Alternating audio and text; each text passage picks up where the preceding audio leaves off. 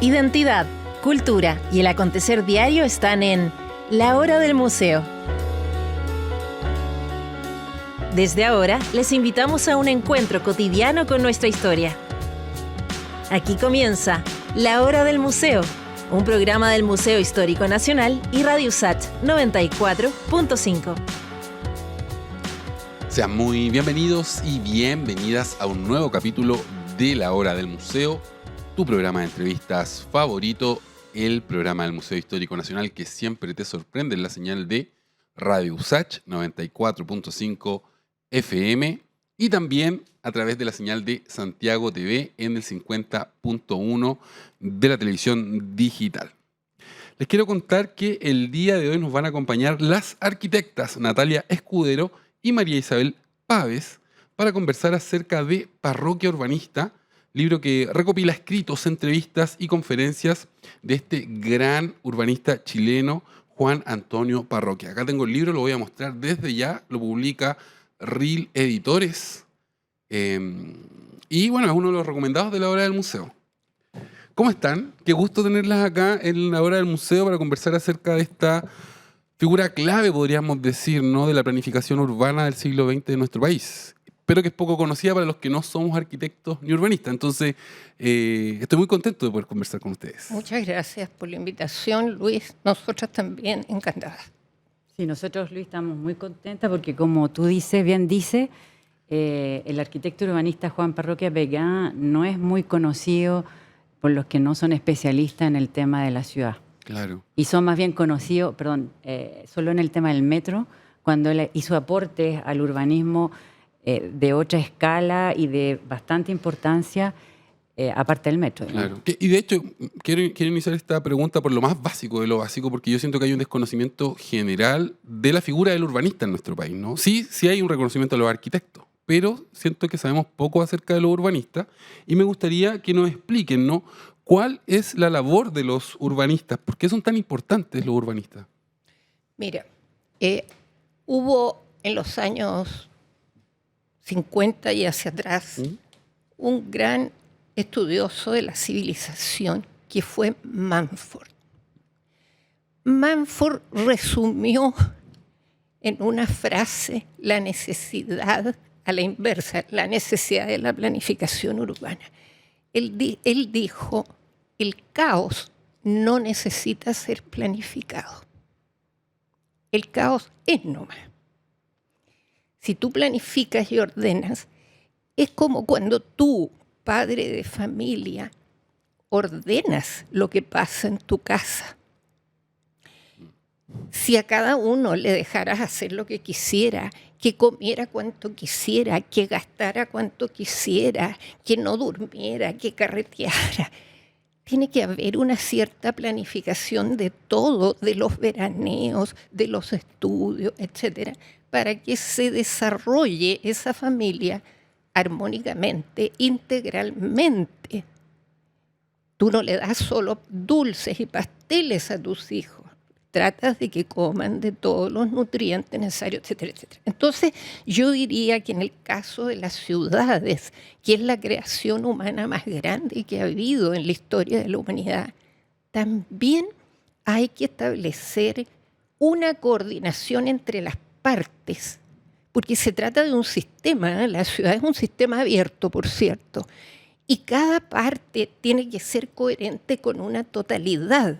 Pero esa totalidad hay que llevarla a un destino que cada época histórica cree que es el destino que corresponde o que es deseable dentro de lo posible, porque tampoco se trata de planificar utopías, sino que ver cuáles son los recursos, cuáles son las limitaciones, y dentro de eso y conforme a lo que la sociedad como conjunto desea para su modo de vida, su calidad de vida, su desarrollo, planificar y organizar con sentido realista, que es lo que caracterizó a Juan Parroquia.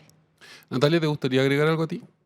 Sí, mira, me gustaría agregar que el ser urbanista es estudiar una segunda carrera después de arquitectura. ¿Sí? Y literalmente 5 o 6 años más después de haber estudiado 6 años de arquitectura. O sea, como cuando los médicos, por ejemplo, quieren sacar la psiquiatría, ¿no? Exacto, de hecho nosotros estudiamos casi lo mismo que un médico especialista.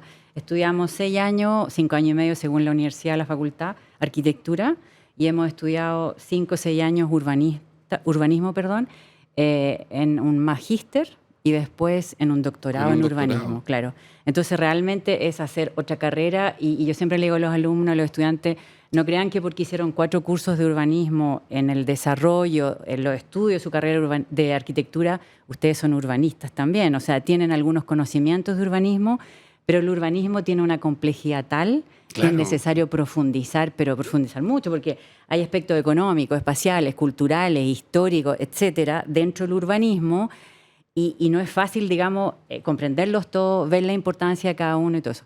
Y lo otro que yo agregaría, es cómo la ciudad es el reflejo de un proyecto de sociedad y finalmente un proyecto político. Y de ahí también la complejidad de la ciudad. Claro.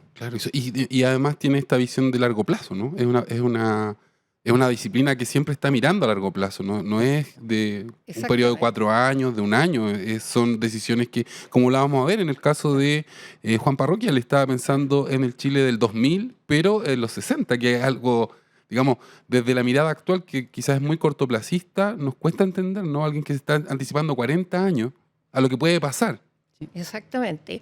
Hay que tener presente que dentro del urbanismo hay subespecialidades y esta subespecialidad del transporte de escala metropolitana llevó a Juan Parroquia desde el Ministerio de Obras Públicas a enviar cerca de 100 ingenieros a estudiar al extranjero transporte metropolitano y especialmente metro, que era una cosa absolutamente nueva en el país, y también a 40 arquitectos, porque hay una arquitectura del metro que fue muy destacada en su momento. Hoy día se ha desvirtuado un poco las estaciones, sobre todo algunas, pero también es una arquitectura.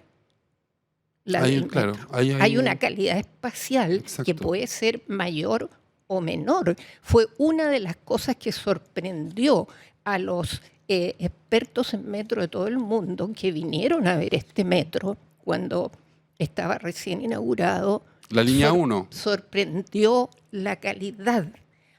La línea 1, que debía ser el ejemplo de calidad para todas las líneas, porque si hay algo que caracterizó a Juan Parroquia fue que él quiso dar la misma calidad, el mismo nivel, en este caso estamos hablando del metro, a todos los habitantes de la ciudad, de todas las comunas. El metro tenía que llegar, en su concepción, en igualdad de condiciones. Claro. Eso no está pasando ahora. No, y de hecho es interesante cuando uno revisa las distintas líneas de metro, se da cuenta que hay diferentes calidades, ¿no? Hay unas extensiones que, por ejemplo, la extensión de la línea 2 a mí siempre me llama mucho la atención. Nos metimos en el tema del metro, se supone que no íbamos a hablar tanto del metro, pero ya nos metimos en este tema. Pero me parece que también es importante como ejercicio de comprender lo importante que son los urbanistas en este sentido. Y el metro, claro, si uno se da una vuelta en metro larga y va viendo las distintas líneas, se da cuenta que hay diferencias de los proyectos, ¿no? La línea 1 es muy distinta, por ejemplo, de la línea 5A, creo que es una que va por la circunvalación Américo Vespucio y así. Pero las quiero llevar un poco más al pasado, también para entender la importancia de los urbanistas en nuestra historia como país, que nos cuenten un poco acerca de la labor de los urbanistas en los primeros 3/4, podríamos hablar, de la historia de nuestro país, ¿no? Porque entiendo que ahí es donde se sientan las bases. Mire, hay que diferenciar lo que fueron las primeras 2 décadas del siglo XX del tercer cuarto ya del siglo XX. Porque en las primeras 2 décadas... María Isabel, espérame, que del control me están diciendo que tenemos que hacer nuestra primera pausa, pero vamos a volver justo desde donde estamos, donde nos estamos quedando ahora. Así que todos y todas a quedarse en la sintonía de Radio USACH, porque luego de esta canción vamos a continuar conversando acerca de este libro que tengo acá, Parroquia Urbanista, libro que recoge escritos, entrevistas, conferencias del gran urbanista chileno Juan Parroquia. Así que nos vamos con una canción y luego volvemos con más Hora del Museo.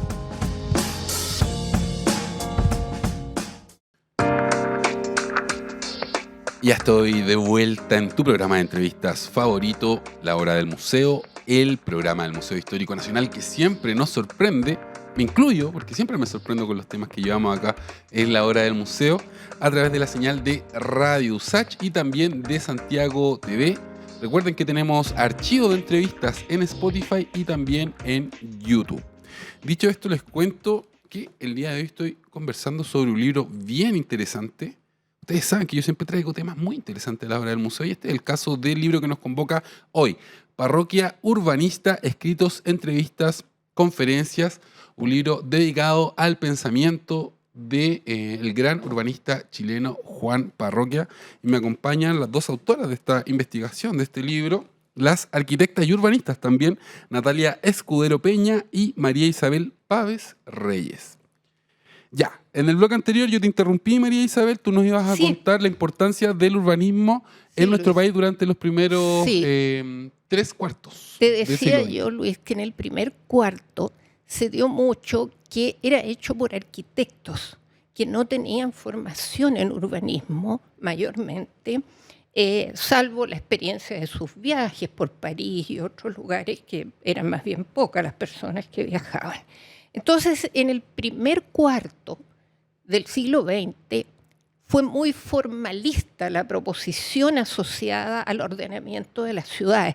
Tanto es así que casi no importaba el espacio geográfico, el clima, los vientos, todo lo no que se consideraban esas no se variables. consideraban ni lo económico ni nada, sino que simplemente las formas. Algunas muy geométricas se trazaban a compás, unas circunvalaciones perfectas así, sin importar la geografía del espacio, las características. Tanto es así que hubo un arquitecto que hizo un plan para la Comuna de Santiago, que esencialmente era la ciudad en esa época desde Estados Unidos, sin haber estado jamás acá. Pero esto cambia cuando el gobierno se da cuenta que es necesario formar gente en nivel de postítulo en urbanismo. Y se contrata al arquitecto urbanista Karl Brunner, que vino desde Viena, y estableció, por una parte, la clase de urbanismo, el curso de postítulo de urbanismo en la Universidad de Chile, y asesoró al gobierno desde la recién inaugurada, justamente porque él iba a llegar, la sección de urbanismo del ministerio, que entonces se llamaba Ministerio de Fomento, el Ministerio de Obras Públicas. Entonces, todo un grupo de arquitectos interesados en el urbanismo, la palabra ya se había inventado en 1911, 12, por ahí, en un congreso que hubo de gente interesada en el urbanismo, ahí se había inventado. Entonces, interesados ellos en esto, hicieron el curso con Karl Brunner. Y de allí empieza la profesionalización del urbanismo acá en nuestro en país. Chile. Juan Parroquia rechazó siempre lo que comentaba acá Natalia, a los arquitectos que se permitían opinar del metro y de cuánta cosa, sin haber hecho más que los cursos de pregrado en nuestras universidades. En nuestras universidades hasta el día de hoy la formación es generalista, por tanto se hacen 3 o 4 cursos de pregrado, pero eso no basta. No es suficiente, como lo veíamos en el primer como bloque. decía Natalia.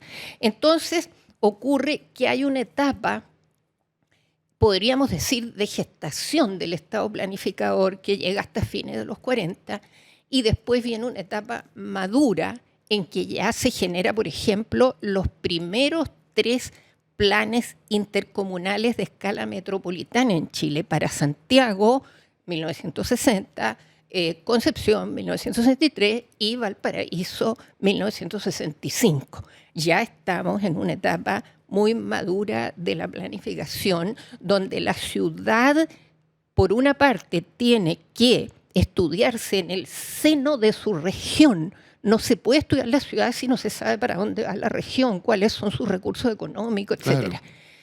Y lo otro sería el tema de la sustentabilidad, que la colega puede bien explayar. ¿Natalia?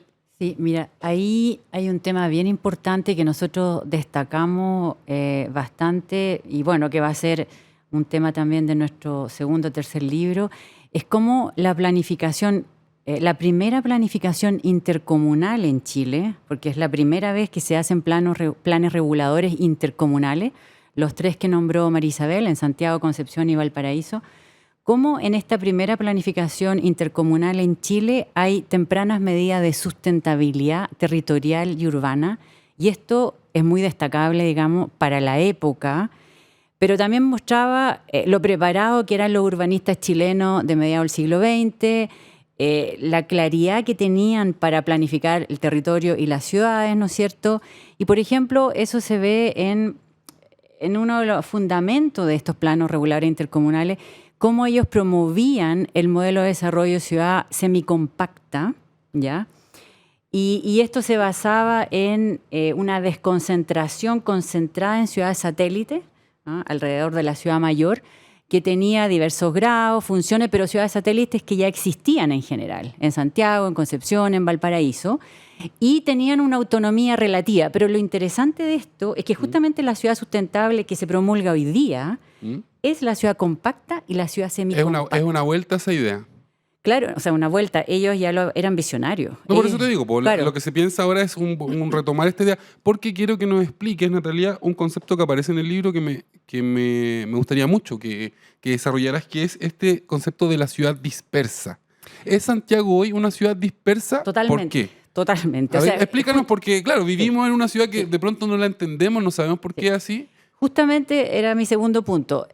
Después de ellos promover en esta escala intercomunal y comunal el modelo de ciudad compacto, semicompacto, la antítesis a eso es el modelo de ciudad dispersa, que los urbanistas chilenos de mediados del siglo XX tenían una claridad y se oponían a esto porque dependía fuertemente del automóvil. Ya. El automóvil, que es el modo de desplazamiento menos sustentable. Entonces, ¿qué pasó? Nosotros tuvimos un momento de lucidez, de urbanistas visionarios que promovieron la ciudad sustentable, ojo, sin usar el concepto sustentable, porque en esa época no se hablaba de sustentabilidad, en 1950, en 1960. El concepto de desarrollo sustentable surge en 1987 con el informe Brundtland. Es la primera vez que se habla de desarrollo sustentable. Por lo tanto, ellos nunca usaron esa palabra, pero sí tenían la visión de ahorrar en recursos naturales, tender a los equilibrios urbanos. Claro. Integrar la ecología como el ecosistema, no depredarlo y que fuera todo cemento, ¿no? Entonces, lamentablemente, nosotros, a través de nuestra investigación, en nuestro análisis, retrocedimos, porque hoy día en Chile y en la mayoría de las ciudades del mundo estamos en el modelo de ciudad dispersa, extendida. Y tú puedes ver toda la ciudad chilena, que cada vez que hay una modificación a un plan regulador o un nuevo plan regulador, se extiende el límite urbano y crece la ciudad. Claro. Y eso justamente no es sustentable. Yo creo que muchos lo hemos vivido. Por ejemplo, yo crecí en la comuna de Maipú. Y cuando yo llegué a vivir a Maipú, ahí se acababa la ciudad. y vivía en la última calle, podría decir, de Maipú, y de ahí hacia allá había solo campo. Y esto yo lo he conversado con gente que ha vivido en la Florida, por ejemplo, en Puente Alto. No sé, 20, 30 años después, esa que era la última calle de la ciudad, ahora sí, la ciudad ha crecido kilómetros y kilómetros, y hay puras casas. O sea, ya no queda nada de ese campo. Entonces, eso sería la ciudad extendida, esta ciudad que va creciendo, creciendo, creciendo. Claro, hay que entender que cuando tú extiendes la ciudad, tienes que extender todas las redes, tienes que desplegar equipamientos, porque hay que darle a la gente cerca de su vivienda, teóricamente, lo que la gente necesita cerca. Claro. Pero con este modelo de ciudad dispersa absolutamente insustentable, lo que se ha hecho es una especie de negocio que asocia, libre mercado radical en ese contexto, como es el que tenemos en Chile, que asocia el negocio de los moles, de las autopistas y de los condominios en suburbios lejanos. Claro. Esa es entonces, son los elementos en juego. Claro, ¿no? Entonces, eso lo pueden solventar personas inmensamente ricas que pueden pagar, por ejemplo, transporte privado para las empleadas de hogar. Pero cuando ya estamos hablando, y para gente para la cual el automóvil no es un lujo, Claro. ni es un logro, es una necesidad, porque tiene que transportar a los niños al colegio, tiene que ir a hacer las compras, todo en auto. Y tú sales, igual que en los suburbios norteamericanos, puedes caminar kilómetros y no te encuentras un café, un alma, algo, a menos que tomes el auto y te dirijas a no sé cuántos kilómetros al mall. Claro. Entonces, esa es la diferencia. Acá ha habido como un gusto por copiar, no sé, Más el los modelo suburbios estadounidense. norteamericanos Claro. que echó a andar Robert Moses en los años 30 o antes incluso en los suburbios de Nueva York y en otras partes. María Isabel, te voy a interrumpir porque tenemos que irnos a la segunda canción de esta hora del museo. Vamos a hacer nuestra segunda pausa. Sin embargo, está muy interesante esta conversación. Yo estoy aprendiendo mucho y no me cabe duda que todos nuestros auditores y auditoras también. Y estamos encontrando algunas respuestas, algunas pistas de por qué vivimos como vivimos, ¿no? Porque todos habitamos Santiago y a veces nos cuesta entender la lógica de esta ciudad. Y bueno, ahí en esta idea de la ciudad dispersa, por ejemplo, que viene de Estados Unidos, encontramos respuesta, ¿no? A por qué la ciudad es tan grande. Por ejemplo, por qué tenemos que recorrer distancias tan extensas para llegar a nuestros trabajos. Nos vamos a una pausa y luego continuamos con más Hora del Museo.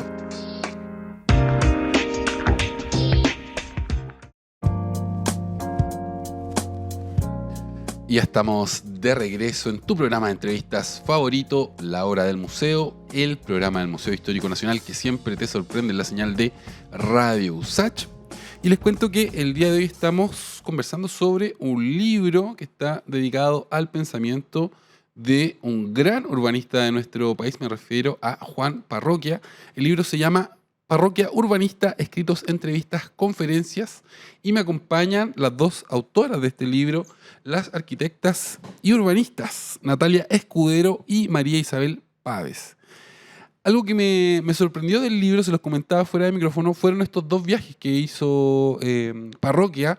Él fue a Estados Unidos y fue a Francia, y me sorprendió por las conclusiones que sacó, porque claro, uno dice ahora con la mirada actual, y en esa época también quizás, ¿no? Como ir a estas metrópolis, ir como al primer mundo, todo muy desarrollado, futurista se podría decir, desde si pensamos en el Chile del 60 versus lo que estaba ocurriendo en Estados Unidos y en Francia. Pero ¿qué fue lo que él vio ahí y cuáles fueron las conclusiones? Que para mí eso es muy interesante. No sé quién parte, Natalia o María Isabel. Mira, él vio que el tema del automóvil había entrado en crisis y lamentablemente, al haber desarrollado en Estados Unidos la cultura fordista, ¿no? El automóvil, se promovía que hasta las dueñas de casa que nunca habían andado en automóvil lo hicieran para que usaran las autopistas, para que compraran autos, etcétera, etcétera. Y se abandonó totalmente el metro, por ejemplo, en Estados Unidos, de Nueva York, cuando el metro había alcanzado su máxima eficiencia y se le dejó abandonado por décadas. Entonces, él entró también eso pasó en Europa, Claro. pero él entró a Estados Unidos, por ejemplo, cuando estaba en plena crisis, con la capacidad extraordinaria analítica que tenía Juan Parroquia y la cultura que tenía, fue capaz de darse cuenta entonces, sistemáticamente, analizar lo que no había que hacer. Y si algo él se concentró para ir hacia esta sustentabilidad que, como decimos, Natalia, no se llama así. Él hablaba de urbanismo preventivo o de urbanismo saludable, también se hablaba en esa época. Él buscó el equilibrio en el primer plan de transporte para la metrópoli de Santiago que hubo por su dirección, 1969, el equilibrio entre el transporte público y el privado, lo que permite que el automóvil circule en una ciudad en forma adecuada y no como estamos viendo unos tacos a todas horas del día, claro, que estresan a las personas, es justamente que haya un muy buen transporte privado equilibrado con el transporte público. Digo, un buen transporte público equilibrado entonces con el transporte privado. Entonces, eso es sustentabilidad, pero cuando tú vuelcas a autopistas urbanas para que vayan a moles a kilómetros de distancia y a suburbios estás desvirtuando absolutamente esa voluntad de equilibrio. Claro. Y no se le puede llevar a toda la gente todo lo que necesita por las distancias Claro. a las que están. Natalia.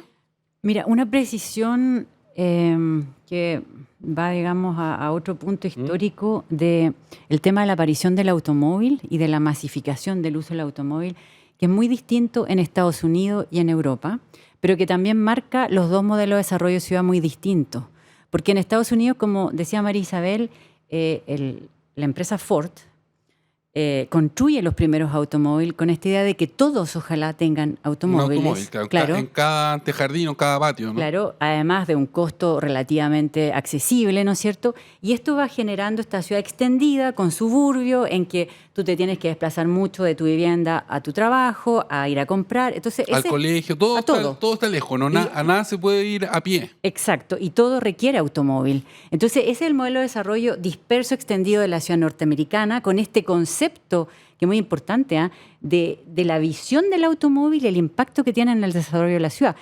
En cambio, en Europa, el automóvil aparece a inicio del siglo XX, 1904, 1906.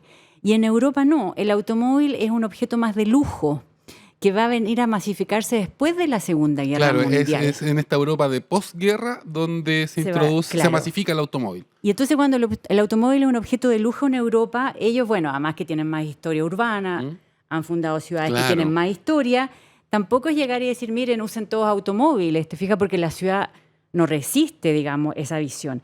Entonces, de alguna manera, y por tener más historia urbana en Europa, las ciudades y los modelos de desarrollo son muy distintos en Europa y en Estados Unidos, y en Europa es una ciudad más compacta, semicompacta, que incorporó el automóvil como pudo, digamos, igual tomando harto espacio público a las personas, pero es totalmente distinto. Ahora, nosotros copiamos más bien el modelo norteamericano. Estadounidense. Algo que otra faceta también del pensamiento de Juan Parroquia que me dejó alucinando del libro tiene que ver con la visualización de las áreas verdes, la importancia de estos parches verdes al interior de la ciudad. Y quisiera que nos cuenten un poco cómo pensaba en la ciudad, porque entiendo que existían estas circunvalaciones, ¿no? Como anillos, y al interior de estos anillos estaban estos parches verdes, ¿no? Cuña. Entonces, ¿cómo funciona esto? ¿Y qué tanto se parece al Santiago que estamos viviendo hoy? Mira, eran parches y eran cuñas. Las cuñas también son parches. El concepto de sustentabilidad que ellos manejaron, me refiero por ejemplo, a los coautores Parroquia, Juan Honnold y Juan Parroquia, ambos arquitectos urbanistas, que ellos manejaron, fue la integración de los espacios verdes del campo, por decirlo así, mediante cuñas verdes que penetraban a la ciudad. Una cuña verde del Cerro San Cristóbal, que nos llega casi hasta la Plaza Italia. Claro. ¿Te fijas? Entonces, todos los cerros de la ciudad, estos cerros islas, fueron previstos en el Plan Intercomunal de 1960, cosa que algunos presentaron como novedad reciente hace poco, dicho sea de paso, hace unos años. ¿En serio? Sí, pues bueno, todos yo lo vi como noticia hace... estaban en la ordenanza, se puede ver, no es una interpretación nuestra, estaban contemplados como espacios verdes de distintas categorías, algunos forestados, otros como parques metropolitanos, etc.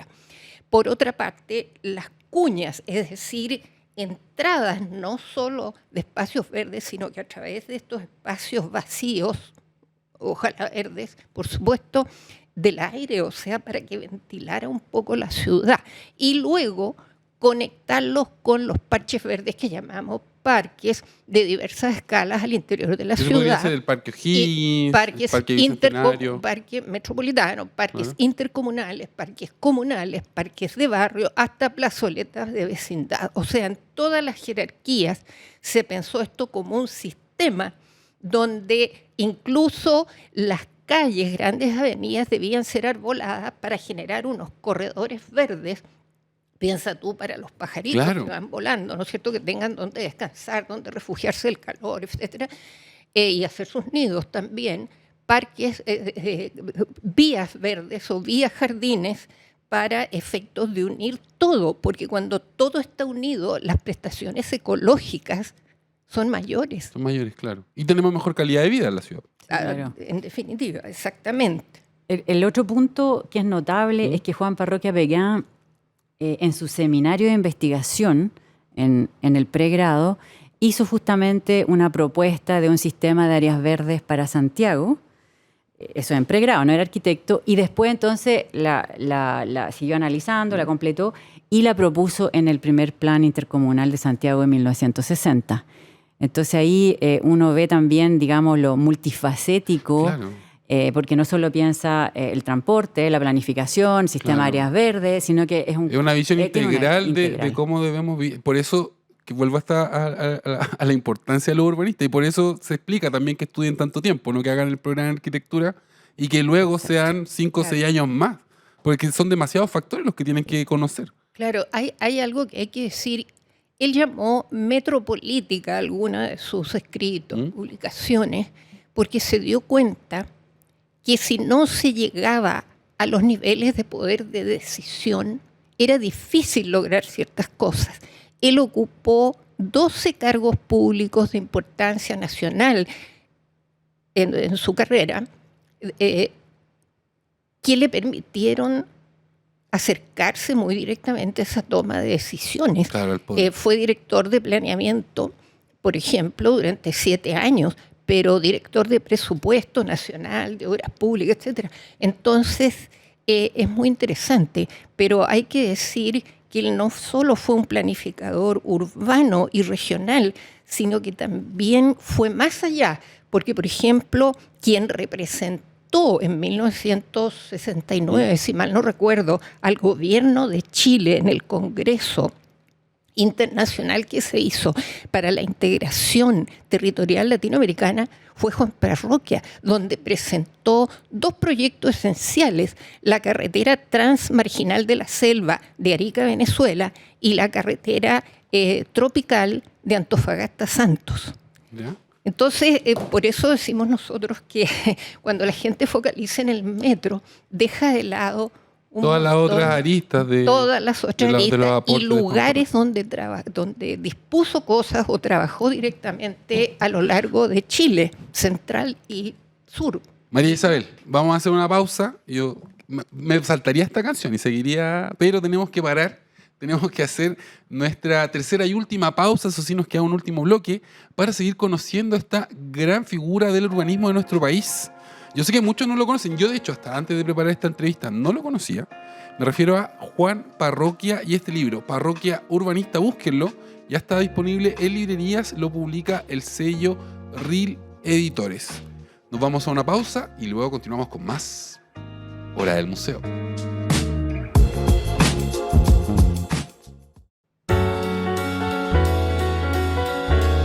Ya estamos de vuelta, último bloque de la Hora del Museo, tu programa de entrevistas favorito, el programa del Museo Histórico Nacional que siempre suena fuerte en la señal de Radio USACH y también a través de Santiago TV en el 50.1.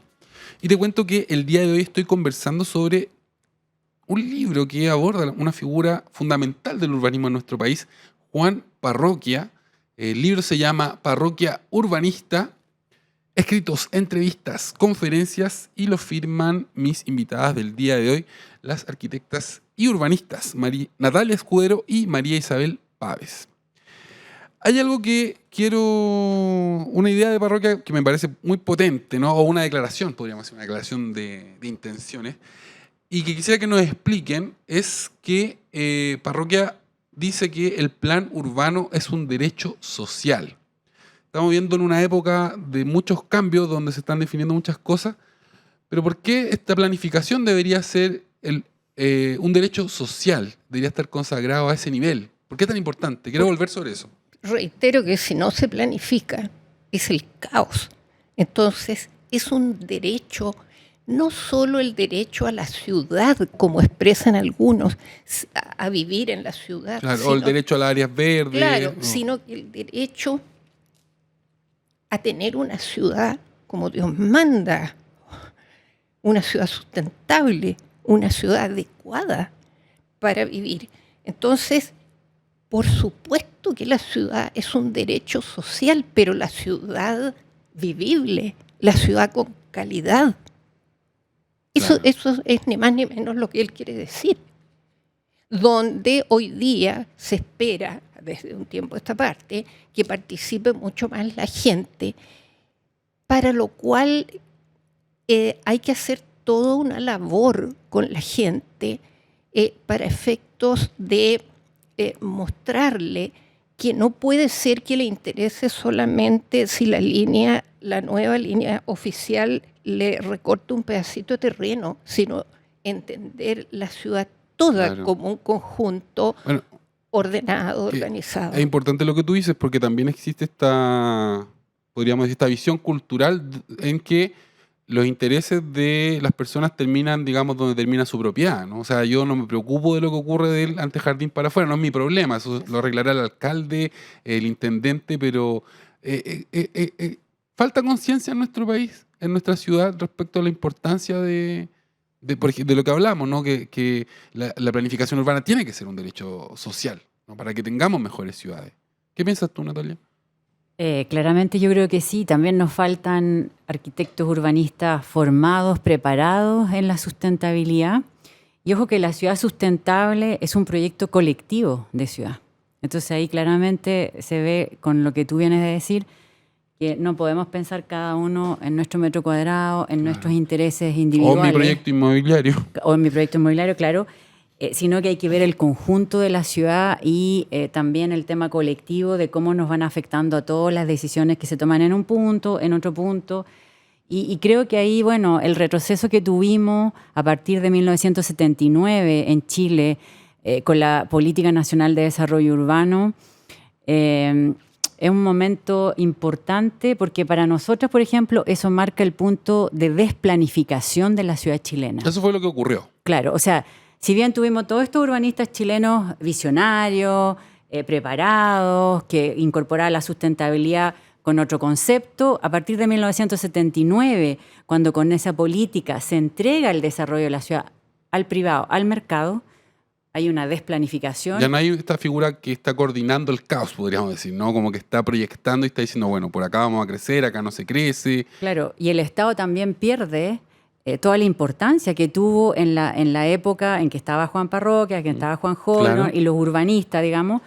Entonces, nosotros llevamos más de 40 años de desplanificación en la ciudad chilena y ahora tenemos que empezar a cambiar eso, a revertirlo y volver, entre comillas, porque en el fondo ya estaba planteado en Chile y en la ciudad chilena, al tema de la sustentabilidad. No me quiero perder en esta línea temporal porque luego retorna la democracia, pero esta situación se mantiene, ¿no? Como Sí. esta desregulación de la ciudad. No se retoma asesores urbanistas de planificación, no. No, porque todo lo que es ordenar la ciudad, regularla, coordinarla, no es funcional al libre mercado radical. Choca con los que intereses económicos. tenemos, libre mercado radical extremo que tenemos desde 1979 en adelante. Se estrella con eso. Entonces, acá hace falta una ética de solidaridad con el presente y con el futuro. Claro. O sea, de hecho, bueno, lo vemos en el caso de comunas como Estación Central, ¿no? Todos criticamos los guetos verticales, pero cuando le preguntan a las inmobiliarias, oye, pero ¿cómo construyen de esta manera? Y dicen, bueno, es lo que la gente puede pagar. Yo hago los edificios así porque el mercado me dice que tengo que construir de tales características. Me da igual reventar el suelo, el alcantarillado, todo. Pero la explicación es de orden económico, ¿no? Es como, acá solo podemos construir de esta manera. Obviamente, si hubiese una figura de un urbanista detrás pensando en la ciudad, casos como Estación Central no podrían haber ocurrido, ¿no? No podrían haber ocurrido. La ciudad que quisieron proyectar y que proyectaron y que aprobaron legalmente como proyecto Juan Honol, Juan Parroquia y sus equipos del Ministerio de Obras Públicas fue una ciudad que crecía de varias formas concurrentes y optimizadas. Una era el tema del relleno de los numerosos sitios eriazos que hay en la ciudad. Claro. Muchas hectáreas. El segundo era la rehabilitación de barrios como el barrio Poniente. ¿Ya? El tercero era la remodelación al modo de eliminar lo que había y poner nuevas edificaciones, nuevos conjuntos residenciales. Fue el caso de la remodelación San Borja, por ejemplo, que lamentablemente la crítica que hubo fue que no incluyó a la población que estaba residiendo en ese momento, lo cual fue muy distinto que después se hizo en el conjunto Tupac Amaru, que ha ido cambiando nombre, hoy se llama Villa San Cristóbal. Allí se incluyó a toda la gente, eso es posterior y son proyectos derivados de la planificación de 1960. Y la última forma de orientar la ciudad en esa época fue el crecimiento de los satélites residenciales, industriales, agroindustriales, balnearios, etcétera. Tenían distintas características en unos radios que no superaban los 45 kilómetros de distancia. En este sentido, se ha dicho mucho que el Plan de Santiago es la copia del Plan de Londres, del 44. La verdad es que no es tan así, porque el Plan de Londres tenía las ciudades extremadamente lejanas, o sea, tenía un grado de autonomía relativa a esas ciudades muy alto, lo que significó un chorro de dinero continuo durante décadas para poder hacer esas ciudades que tenían que tener fuentes de trabajo, equipamientos, claro, de todo en sitio, y cuestión que se detuvo con Margaret Thatcher. Mira, Margaret qué Thatcher, alineado con Ronald Reagan, dijeron, claro, hasta aquí llega esto y cada uno verá cómo se las arregla. Claro. Oye, les tengo una mala noticia. Se nos acabó el tiempo, se me pasó volando esta hora del museo. De verdad las quiero felicitar y les quiero agradecer que hayan hecho esta publicación. Siento que es un libro que no solo es para arquitectos y urbanistas, es un libro que invita a los lectores, ¿no?, a leer, a conocer el pensamiento de Juan Parroquia. Si se quieren despedir, brevemente, les cedo el micrófono. Te agradecemos esta entrevista y sobre todo tu profesionalismo, porque has centrado en el libro y se te agradece. Muchas gracias. Sí, muchas gracias, porque justamente como dice María Isabel, tocaste los temas del libro, profundizamos en ello y creo que resultó algo que poca gente conocía tal vez. No hablamos solo del metro, que claro, ustedes me decían. Sí. Entonces eso yo creo que es bueno, toda la faceta, digamos, de estos urbanistas. Sí, no, de verdad, para todos los que quedaron interesados en conocer más sobre la figura y el pensamiento de Juan Parroquia, aquí está el libro que tienen que buscar. Parroquia Urbanista, escritos, entrevistas, conferencias. Lo encuentras bajo el sello RIL Editores, lo firman mis invitadas del día de hoy, las arquitectas y urbanistas Natalia Escudero y María Isabel Pávez. Les dejo un gran abrazo, un beso para todos y todas. Yo soy Luis Cruz, el conductor de La Hora del Museo, y chao, chao, chao. Esto fue La Hora del Museo, un encuentro cotidiano con nuestra historia. Un programa del Museo Histórico Nacional y Radio USACH 94.5.